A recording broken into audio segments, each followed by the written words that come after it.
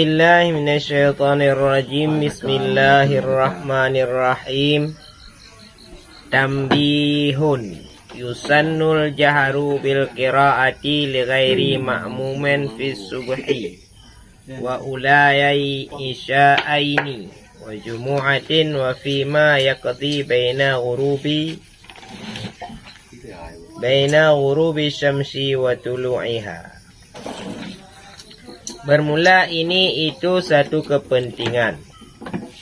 Disunatkanlah mengeraskan suara di qiraati dengan membaca bagi selain makmum fi subhi pada salat subuh dan 2 rakaat yang pertama salat isya dan salat Jumat.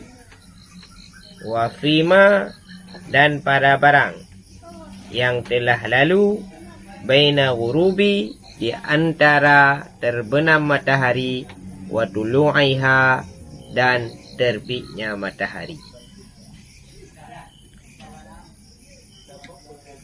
Jadi sunat mengeraskan suara pada 2 rakaat yang pertama salat isya dan salat Jumat bagi imam selain daripada makmum.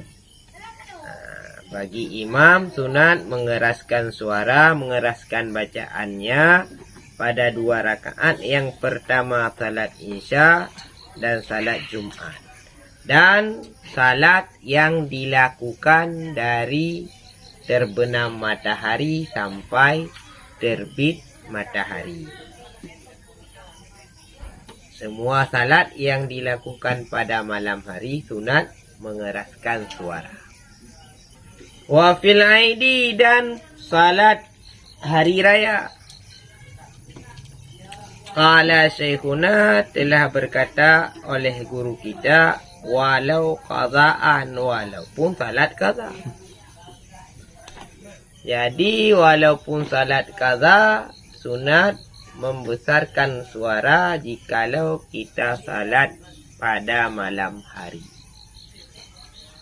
Bukan salat qada siang hari, kita qada di malam hari. Salat yang seharusnya misalkan salat zuhur ataupun salat asar, kita qada di malam hari, kita membesarkan suara, itu tidak sunat. Yang maksud sunat, misalkan salat isya, kita qada salat isya, sunat membesarkan suara, mengeraskan suara.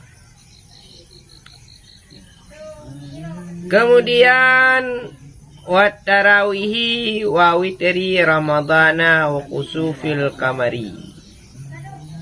Dan sunat mengeraskan suara pada salat tarawih dan salat witir pada bulan Ramadan dan salat sunat gerhana bulan. Wa yukrahu lil ma'mumi dan makruh bagi makmum oleh mengeraskan suara linahi anhu karena ada larangan anhu daripadanya mengeraskan suara. Jadi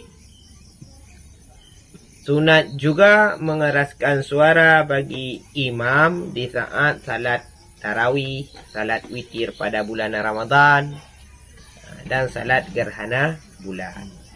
Bagi seorang makmum makruh hukumnya mengeraskan suara dalam salat.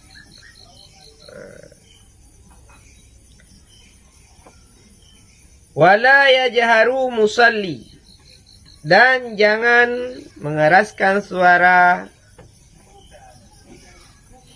oleh orang salat wa ghairihi dan lainnya orang salat insyawasa jikalau mengganggu ala nahwi naimen di atas seumpama orang tidur ataupun orang salat. Yukrahu maka dimakruhkan hu akannya membesarkan suara kama fil majmu'i sebagaimana barang yang terdapat dalam kitab majmu'. Jadi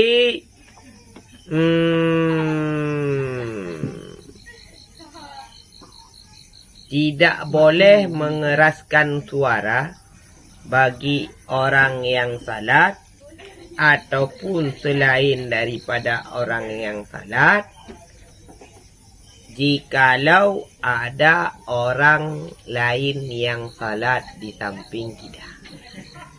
Ataupun jikalau kita keraskan suara mengganggu seumpama orang tidur, maka hukum mengeraskan suara itu makruh. Wa bahasa ba'dhum man aminal jahari bi Qur'anin aw ghairihi bi hadratil musalli mutlaqan. Lianna masjida waqfun 'alal musallina ay as-salata dunal mu'adzin wal qura'i. Dan telah membahas oleh sebahagian mereka itu ulama akan dilarang daripada mengeraskan suara di Qur'anin dengan membaca Al-Quran ataupun lainnya membaca Al-Quran di hadratil musalli dengan sebab hadir orang salat mutlakan hal keadaan mutlak.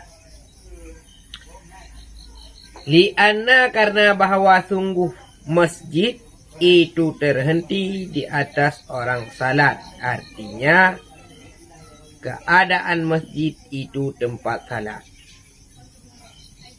Duna mu'adzin wal qura'i, ketiadaan berbincang-bincang dan membaca Al-Quran.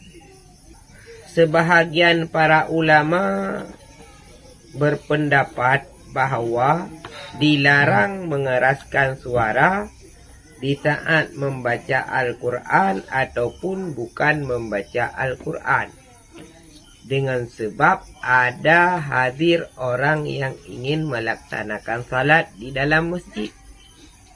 Kita di dalam masjid lagi membaca Al-Quran ataupun lagi berbicara, maka hukumnya makruh ataupun dilarang membesarkan suara jikalau ada orang yang ingin melaksanakan salat di dalam.